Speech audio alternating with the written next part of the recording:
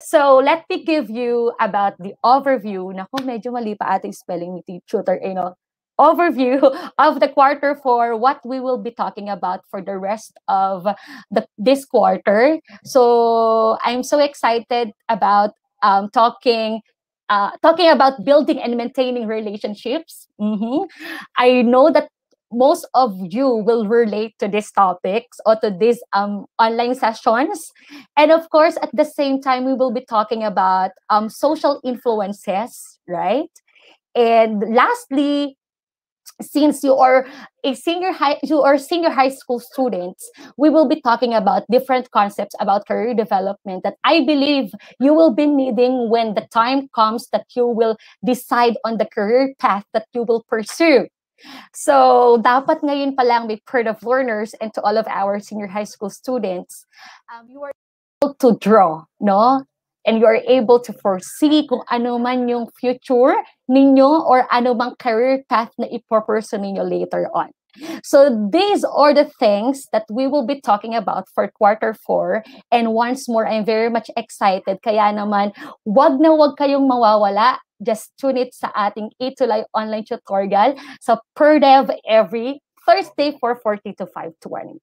So as we start, let Tutor A give you a pre-activity, and it's all about identifying whether the following statements are true or false. So you will just simply type the word or letter T. You will just comment down below.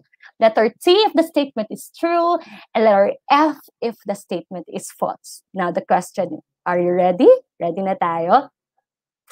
Okay, so let's begin with item number 1. So let me read. Attraction is a force that people. Is it true or false? True or false? If your answer is, tingnan muna natin kung yung may mga sumasagot sa ating pre-activity.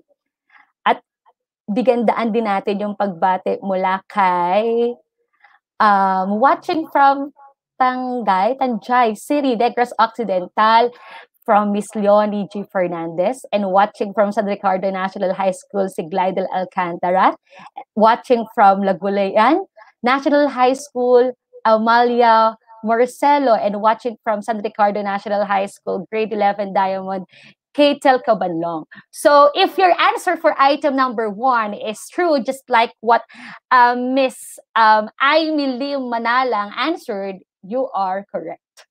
So for item number 2, affection is one of human beings' greatest emotions. Is it a true or false? Again, write comment letter T if it's true and comment letter F if it's false. So if your answer is true, you are correct. Amazing. My friend of learners. For the third item, infatuation is love with engagement or intimacy. Is it a true or false? What is your answer? Nako, ang daming sumasagot sa atin, no? Sabi ni Maylin Gabriel for item number 2, true, that's correct. Very good, Maylin. And for Joseph Pascual, true, amazing. What about for item number 3? What is your answer? Is it true or false? If your answer is false, that is correct. Ano nga ba ang infatuation? Later on, makikita natin or maiintindihan natin. Let's proceed to the fourth and fifth item. For the fourth item, people differ in what they consider attractive. It's true or false? Do we have different perceptions or different perceptions about attraction or about someone who is attractive?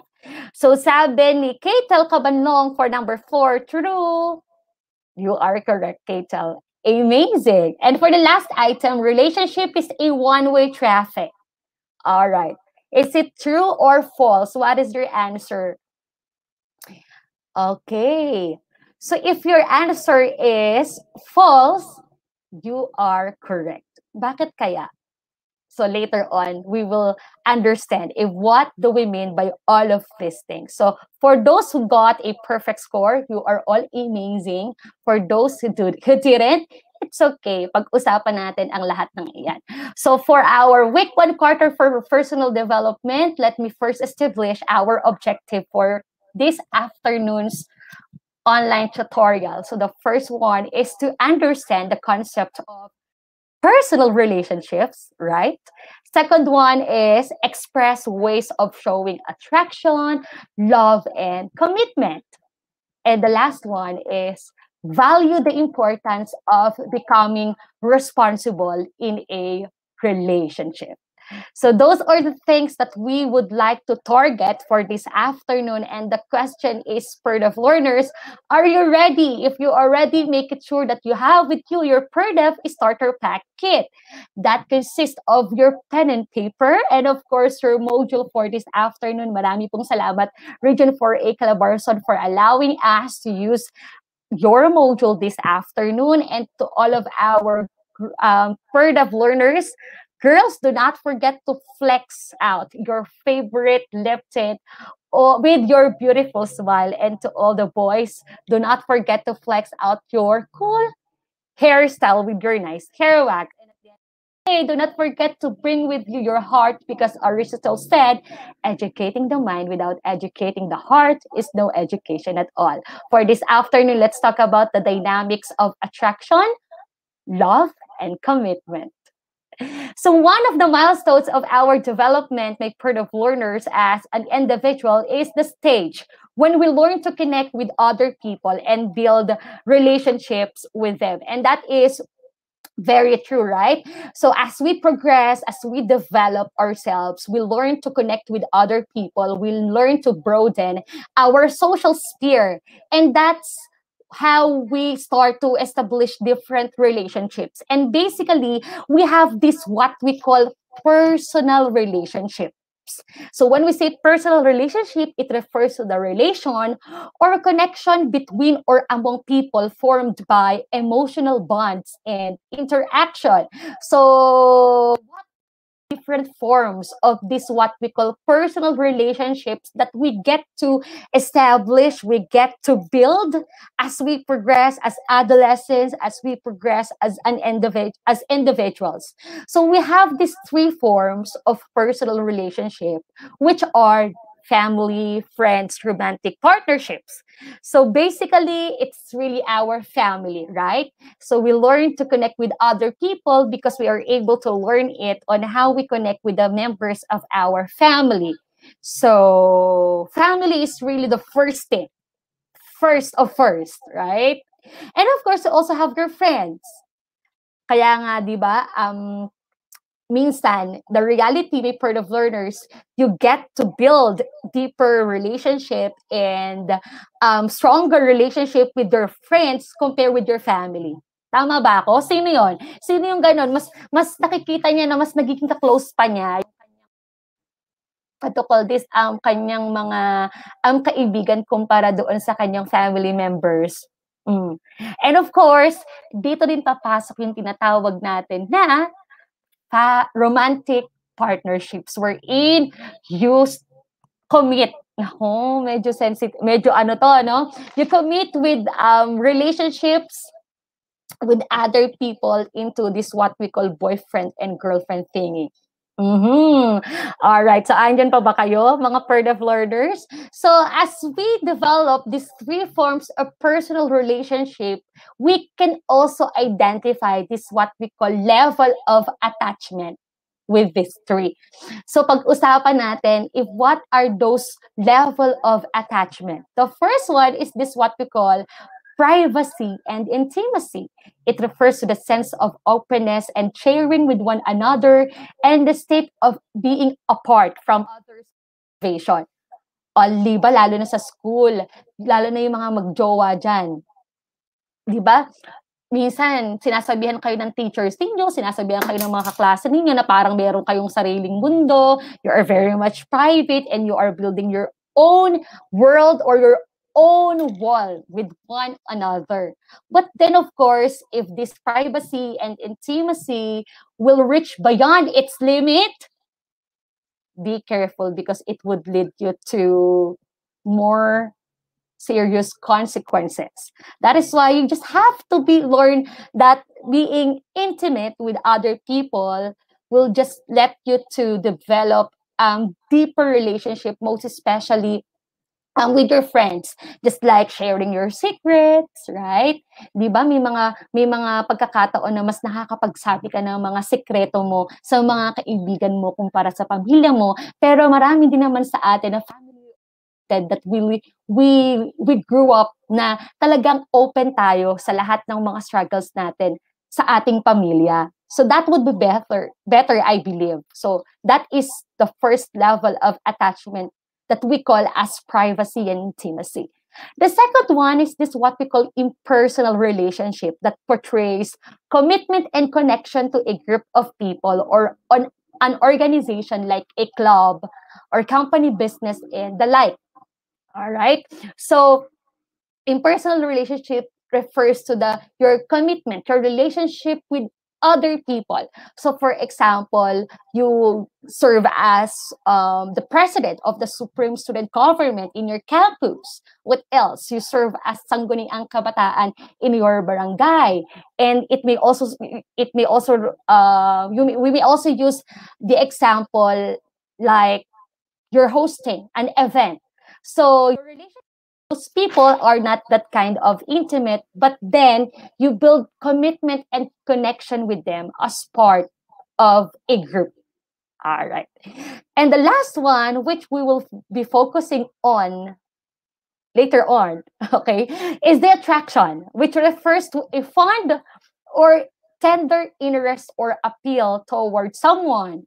It also means you like and desire a person. Hello, may word of learners. Tingnan ko nga kung sino yung mga nakaka-relate sa atin sa mga comments. Okay. So may mga bumabati po sa atin watching from San Ricardo National High School.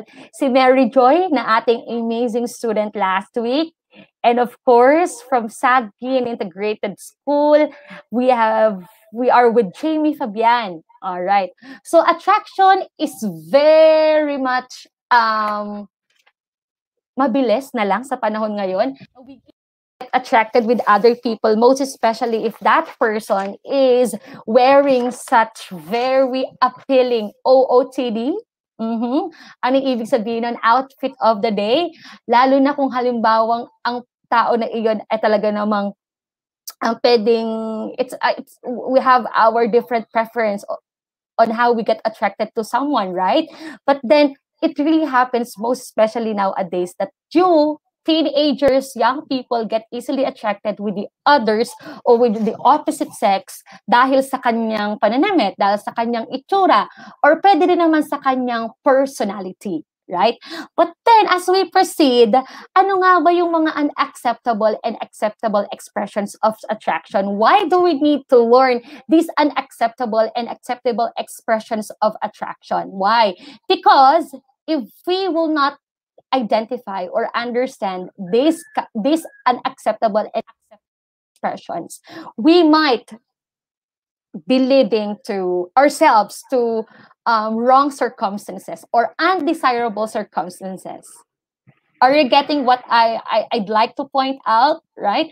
Di ba ang lahat ng bagay ay nagsisimula sa attraction, at if you will be misled by this attraction, later on you will get broken-hearted, right? Pwedeng napaasa ka, or later on friend zone ka. So it's very important that as young people, as teenagers, to learn how you responsibly express your attraction towards the other person. And we call that as unacceptable and acceptable expressions of attraction. So let's begin with the acceptable expressions. And first in the list is this what we call be inspired and not distracted. Hello? Diba? Let the attraction you feel someone be your inspiration to do things with remarkable results. Tama ba? So if you are attracted with the other person, gamitin mo siya bilang inspirasyon para mag-aral kang mabuti, para magsagot ka ng module, at para hindi ka ma-distract. Dahil commonly, sa mga kabataan ngayon, kapag ka na-i-inlove na, na-attract na sa mga klase nila or sa ibang tao, nang nangyayari, the tendency, napapabayaan ng pag-aaral. Bakit? Kasi napupuyat nakaka-video call, Hello, di na nakakapag-focus sa mga exam. So instead of becoming distracted because you get attracted with the other person, be inspired. Be inspired. So the second one is do not wear your heart on sleeve. Anong ibig sabihin nito? Huwag ka namang masyadong pa-obvious. I believe na napakahalaga pa din ay uphold natin ang values natin bilang dalagang Pilipina. Tama ba ako? At binatang Pilipino. Am I right? Kasi ngayon, okay, hello excuse me marami ang mga napapasagot lang sa chat messaging, isang linggo lang nagka-chat, isang linggo lang nagka-video call, na in love na, sila na agad, attracted na agad. So we cannot say that it's really love. Pwedeng ito yung tinatawag natin na infatuation lang naman pala. So, Tutor A advises you to don't be so obvious. Control your emotions. Manage your emotions. Do not show any outward actions that might lead the other person to wrong assumptions. Okay? And it's still better to think slowly. Hello? Hinihinay lang. Slowly and carefully. So, events will not hit you so badly. All right. And the third one is show genuine interest. Okay, nako. What do we mean by showing your genuine interest? It means that you have to be sure that you have the purest intention to win the person and not just to play with his or her feelings. Nako, sino dito yung napaglaruan lang? Sino dito yung pinuyat lang? Sino dito yung napaasa lang? Kaya nga ang advice ni Tutor A, huwag pupuyatin kung hindi naman jojowain. At huwag mong i-entertain kung paaasahin mo lang din. Hello? Okay. Tama ba? Tama ba, no? So, make it sure that you have to show your genuine interest to win the other person. Dahil kung talagang mahal mo at kung talagang gusto mo siya, you will pursue him. Right? So, the thing is, you have to show your genuine interest to the person. If not, kung wala ka naman talagang magandang intention, you better excel in numbers, science, and language. That is the best advice I could give you. So let's proceed now to the unacceptable expressions, and we call the first one as cheating. Hello? Nako, this is very wrong in any kind of relationships, no? Kahit sa pamilya, kahit sa kaibigan, and most especially in a romantic relationship. Huwag kang mag-cheat. Huwag kang manloloko ng iyong partner. Pero I really suggest, no? Mamaya na lang. Alright. So, in this world full of hindi mo kontento sa isa, sabi ni Tutor A, be the one that upholds this. Ikaw lang, sapat na. Bakit titingin pa sa iba? Right? Diba? In this world na punong-puno ng mga loloko. Wow. Punong-puno ng mga tao na hindi nakukontento sa isa, ang gusto nila maramihan para daw mas maraming choices, mas maraming pagpipilian. Well, X tayo dyan. Upholds this, ikaw lang sapat na, bakit titingin pa sa iba?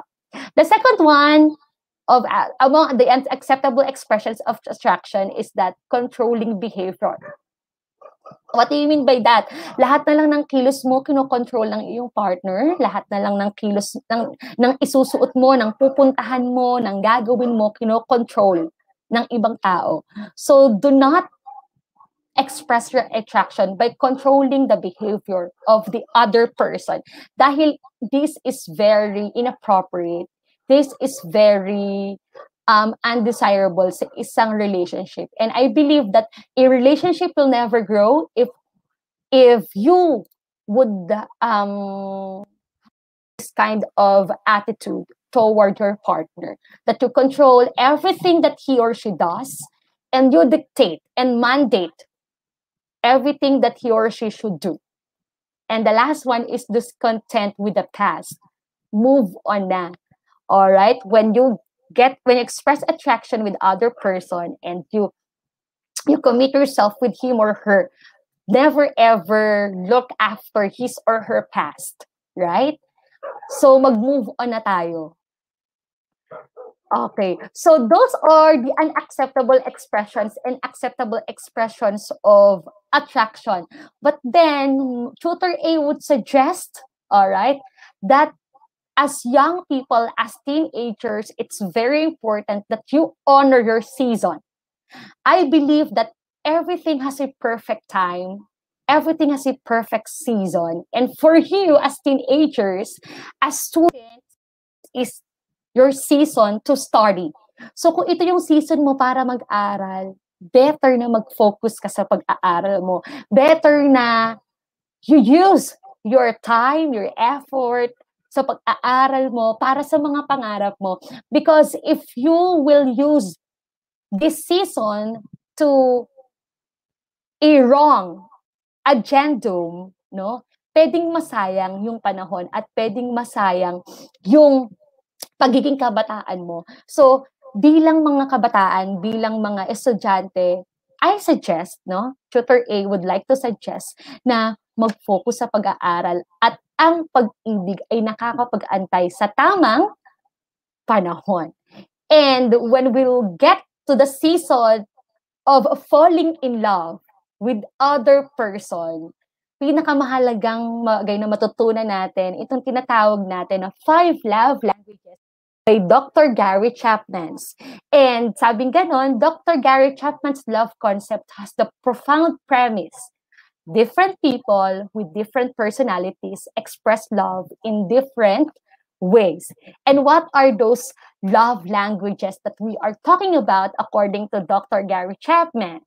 So the first one is the word of affirmation. All right. So in this example that we have on your screen, syempre, pak na pak sa atin yung kape. Sino dito yung mahilig magkape? Katulad ni Tutor A. So, bigyan natin ng example o gamitin natin example ang coffee for us to understand what do we mean by these love languages. So, if your love language is words of affirmation, you say your coffee is delicious, meaning that you love to appreciate and affirm the other person. So, the simple words just like you look beautiful today. Thank you so much for your time today. No, you would love to appreciate the person. You would love to say good things, okay, and affirm him or her every day. So that is one of the love languages. All right. The second one is the acts of service. And for example, I made you coffee. So these love languages, you express your love to other person by giving an assistance, by giving your hand or helping hand to other person. So that is your love language. Tinutulungan mo siya sa lahat ng mga bagay na ginagawa niya. So instead of ma-I love you ka, katulad ng words of affirmation, or ma-I miss you ka, you express your love through your actions rather than words. All right. The third one is receiving gifts. Here's a coffee. So, sino dito language niya ay nagbibigay siya ng mga regalo. Pwedeng nagbibigay siya ng t-shirt, nagbibigay siya ng shoes, nagbibigay ng motor. Naku, parang iba na yata yun eh. Nagbibigay ng house and lot. Wow, social, receiving gifts. So, you express your love by giving the other person with a certain gift that could either be something that he or she really loves to, katulad ng libro, pwede yan, no? And etc., etc. The fourth one is quality time. Anong example? Let's go get a coffee. So you express your love to other person by spending a quality time, meaning you won't use your phone, you won't think of your deliverables, at nakafocus ka lang, okay, doon sa taong mahal mo and with the time you are spending together with him or with her. And the last one is the physical touch. Let me hold you like a coffee. Wow. Okay? So, ito naman yung mahug, ito yung ma-holding hands, ito yung ang expression ng kanyang love ay through gestures, body movements, through physical touch. So I believe as we have our own perspectives about love and we have our different personalities, we express love in different ways that could either be through words of affirmation, through acts of services, through receiving gifts or giving gifts, through spending quality time with our partners, and through physical touch. So ngayon, ang tanong ni Tutor A, kayo, ano bang love language nyo? Sige nga po, patype nga po kung ano ang love language ninyo. How do you express learners your love with other people, your love with your family, your love with your friends? Are you that kind of person who is more of words of affirmation? No, you encourage the person, you cheer the person, you oftentimes say I love you and I miss you. So kayo po, what is your love language? Anyone? Ako, tingnan natin. Magbasa po tayo kung may mga sasagot sa ating question. Naku, sabi naman ni Jericho Haranilla, ako po, coffee lover. Parehas tayo, Jericho, ano? So, what is your love language? Okay, sige, magbasa tayo later on as we proceed to the next topic. But then, I believe, ano man yung love language na meron tayo, the most important thing is that we express love with the people around us, not only with our partners, no? Sincerely, okay, and wholeheartedly. That is the most important thing. But then, of course, love attraction would never just be enough without this what we call commitment.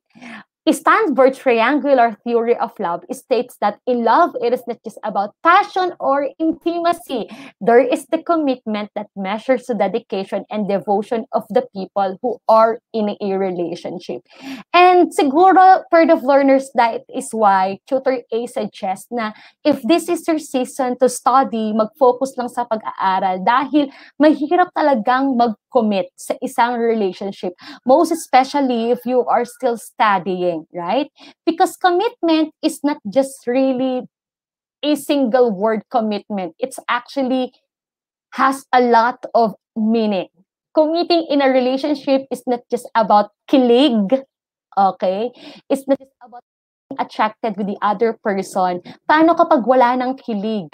Paano kapag wala nang spark, no? Would you still continue to love that person? But if you have this what we call commitment, which refers to your will and decision to stay together in a relationship, therefore, you could really become you would really become responsible, no? Responsible in your relationship, because commitment is not about kilig or spark in a relationship. It's not about attraction, but it's about your willpower. It's about your decision to stay together in a relationship kahit wala na ang kilig, kahit wala na ang attraction, right?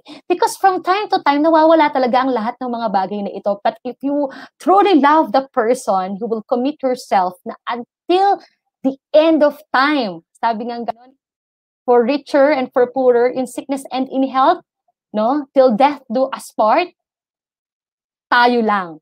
Tayo lang forever. Wow. That is why, di ba nakakamangha yung ating mga lolo at lola na even they get to keep the relationship for a very long time, andun pa din yung pagmamahalan. Right? Kaya nakaka-amaze at nakakahanga yung mga lolo at lola natin na napanatili ang pagmamahal at magandang samahan sa mahabang panahon. But I believe na matututunan natin ang lahat ng mga bagay na yan if our love is really pure, if our love is really true. But of course, kailangan muna nating malaman how to become responsible in a relationship. So we have 5, and the first one is keep mutual respect, right? Sabi nga, respect begets respect. So I believe na ang pinaka-sikreto at pinakamahal dito ay ang respeto sa isa't isa. We have to respect one another. Na even though parang, di ba, For example, in a family na kahit na magkaka-close na kayo, of course, or magkakadugo man kayo, maipakita pa rin ang respeto, lalo tigit sa lahat sa ating mga magulang. Okay? So we have to respect them as our parents. And same with our friends. We have to respect our friends because I believe this is the foundation of a relationship. Respecting one another. You respect the privacy of the other person. You respect his or her decision, right? You respect his or her choices in life. So that is the most important thing. Spend quality time, of course. Dahil I personally believe then per the learners that if you really love someone, you must spend time with him or her. Dahil maganda daw na expression ng pagmamahal ay ang oras. Dahil kung mahal mo, bibigay mo ang iyong panahon. And of course, act on situations. Don't react. Most especially if there are challenges, if there are conflicts in a relationship. Instead of reacting, no, focus on solution. Act on situations.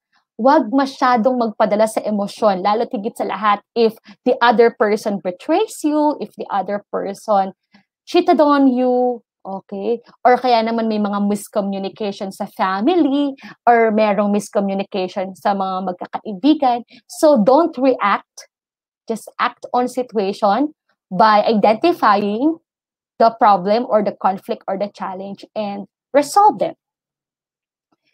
The fourth one is communicate love.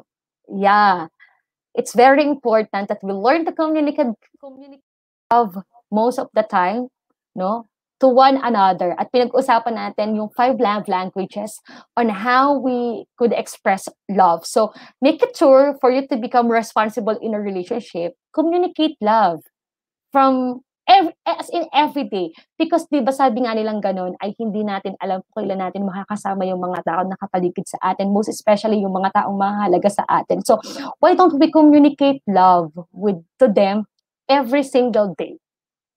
And the last one, of course, is be honest. Tama, sa isang relasyon, napakahalaga na maging matapat. Maging matapat sa magulang, maging matapat sa kaibigan, maging matapat sa iyong kapartner. Because kung ikaw ay magiging matapat ang isang relasyon na matapat, no? Sabi nga ganon, ang pagsasabi ng tapat ay pagsasama ng maluwat. Anong ibig sabihin ng? Because in honesty, nabubuo ang tiwala. So if you are honest with one another, therefore, mapagkakataon nyo ang isa't isa. And furthermore, to give you the basic rights in a relationship according to per the Reader 2016 edition, here are 5 or out of 10 basic rights in a relationship that I would like to share with you. And they are the right to emotional support. It's very important that we encourage the person who are with us in a relationship by supporting them emotionally. Tama? And of course, the right to have your own point of view, even if this differs from your partner's. All right. So, even though na kayo ay magpartner na, even though na matagal na kayong magkaibigan, even though na kayo ay magkakapamilya, you still have your own point of view. So, do not, wag mong ipilit sa isang tao kung ano man yung paniniwala mo na magkamukha kayo. Because at the end of the day, meron pa din kayong pagkakaiba, just like your perception on things. The right to have your feelings and experiences acknowledged as real, nabavalidate yung ating mga emosyon, nababalidate yung ating mga karanasan, na hindi siya basta nababaliwala ng ating kasama sa relationship. The right to live free from accusation and blame. And of course, that's very great na sa isang relasyon ay hindi tayo nabubuhay sa mga duda, hindi tayo nabubuhay sa pagsisisi, at hindi tayo nabubuhay sa mga maling pag-aakusa. Dahil imagine a relationship full of accusations, full of blaming. Nako, would it grow? I believe it's not. And lastly is the right to be respectfully asked rather than ordered, right?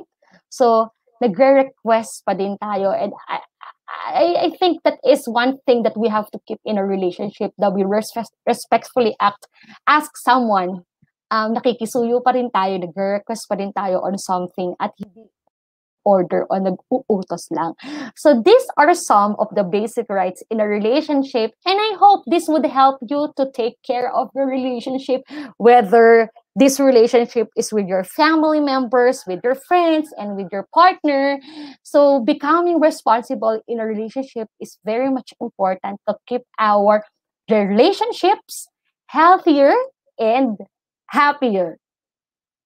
So with that, my part of learners, let me give you the tutor assessment for this afternoon. So you will just simply evaluate whether the following statements contribute to building and maintaining good relationships. And you will just type thumbs up if it is a yes and thumbs down if it is a no. Are you ready? So let's do this. So tingnan lang natin, ano? So let's begin with parent-child relationship. For number 1, is it a thumbs up or thumbs down? Remember that you are loved for whoever ever you become. What is your answer? Watching from Agusan del Sur, the vision of Agusan del Sur, Prechi Ann. Good afternoon po sa inyo. Alright, kasama na natin si Harleen Valero Ignacio. Alright, so what is your answer? Thumbs up or thumbs down? So if your answer is thumbs up, that is correct. Item number 2, if you don't succeed, you will not get what you want from us. Is it a thumbs up or thumbs down? Item number 2. Alright, so sabi ni Katel Cabanlong for item 1, thumbs up, correct. What about in item number 2? It is thumbs down, right? Diba? Number 3, you are such a big dismay to this family. You are a big dismay. Thumbs up or thumbs down? What is your answer? All right. So if your thumbs down, you are correct. What about in item number 4? Thank you so much for trying to make us proud. Oh, di ba? Sarap naman ito. Thumbs up or thumbs down? What is your answer? Okay, so if your answer is thumbs up, you are correct. And the last item, sorry if I have disappointed you. Thumbs up or thumbs down? Nagsasorry kapag na-disappoint mo yung anak mo or na-disappoint mo yung magulang mo. That is thumbs up. Very good. So I believe that you answer very well, right? Hindi man ito perfect, but then it's okay. But then it's very important for us to develop good relationships with our family members, most especially with our parents and with our siblings. So what about in friendship? Number 6, always remember that no matter what happens, we will always have each other's back. Or thumbs down. Wow. Alright, thank you so much po sa mga sumasagot katulad din ng Rona Luzande, sila Frechi Ann, sila Jericho Haranilia, sila Glidel Alcantara, okay, sila Rona Dumaplin Luzande. Okay, thumbs up. You are correct, Kaitel. The next 7, sorry, I didn't mean what I said. Is it thumbs up or thumbs down? Lalo na kapag halimbawa, kausap mo yung kaibigan mo, meron ka nasabi na naka-offend sa kanya, and you say sorry because you didn't mean that way. What is your answer? If your answer is thumbs up, you are correct. Number 8, let us go through this together. Let's go through this. Through thin and thick, go lang tayo. Thumbs up or thumbs down? Jericho Ranilia, very good. Miglin Gabriel, thank you po. That is thumbs up. Number 9, it's not my fault. It's all yours. Nako. Sa ano? So if your answer is thumbs down, that's correct. And last item, you don't need to be so sorry. People do really make mistakes. Thumbs up or thumbs down? Okay, what is your answer? All right. Okay, thumbs up tayo. Of course, lahat naman talaga tayo nagkakamali. Pero of course, let's say sorry with other people if we commit mistake dahil wala namang masama sa pagsasabi ng sorry. So I hope that you will take care of your relationship with your friends. What about in a couple? Okay. Number 11, you know I'm good at this, so let me handle this. Thumbs up or thumbs down? Okay, parang sinarili lang niya, no, yung action, or sinarili lang niya yung problem. So it's better to work on things together. That is why it's thumbs down. Number 12, let us trust each other and do what we have to do. All right. The answer is thumbs up. Okay, nako. All right, item number 13. You have exhausted yourself, honey. Wow, ang endearment pala nito, honey. Take a rest for a while. For number 13, thumbs up or thumbs down? What is your answer? Mm-hmm. All right. So it's thumbs up. All right. That is what we call kanina the right to emotional support. Number 14, you have to thank me for I have always saved you from your mess. Mm-hmm. Naku, parang may panunumbat, ano, for the learners. Okay. Parang ang sakit naman, I have always saved you from your mess. Pasalamatan mo ko. Sinagip na naman kita sa lahat ng mga kapalpakan mo. Mm-hmm. That is thumbs down, right? Because you can say it in a better way, no? And for the last item, sorry for my imperfections and thank you for accepting them with all your heart. Thumbs up or thumbs down? The correct answer is, what is your answer? All right. Thank you, Kaitel, for your answer for item number 14. It's thumbs up. All right. So if we really love the other person, if we really love one another, we will accept him or her for who he is or for who she is. And there you go. I hope that you will become more responsible in taking care of your relationship with other people. Just remember the unacceptable and acceptable expressions of attraction, and do not forget to communicate love with one another, most especially with your loved ones through the 5 love languages, and always commit in a relationship. When we say commitment, it is your will and decision to stay with one another through thin and thick, through ups and downs. That is why, as Tutor A ends for this afternoon, let me give you the hashtag A shout out for in 1 John chapter 3, verse 18, and this is one of my favorite Bible verses that tells us, dear children, let us not love with words or speech, but with actions and in truth. Dahil naniniwala ako that if we really love someone, we would find ways to express it to him or to her. So kung mahal natin ang ating pamilya, ang ating mga kaibigan, and ang ating partner, let us express our love to them every day, sa lahat ng oras at sa lahat ng pagkakataon ng buong katotohanan. Siyempre, ang pagmamahal ay puro, ang pagmamahal ay dapat hindi nagsisinungaling. Dahil I believe na kung meron mang pinaka-powerful na pakiramdam sa buong mundo, it is love. So I hope, my Ferdev learners, that you learn a lot for this afternoon sa ating Ferdev online tutorial session.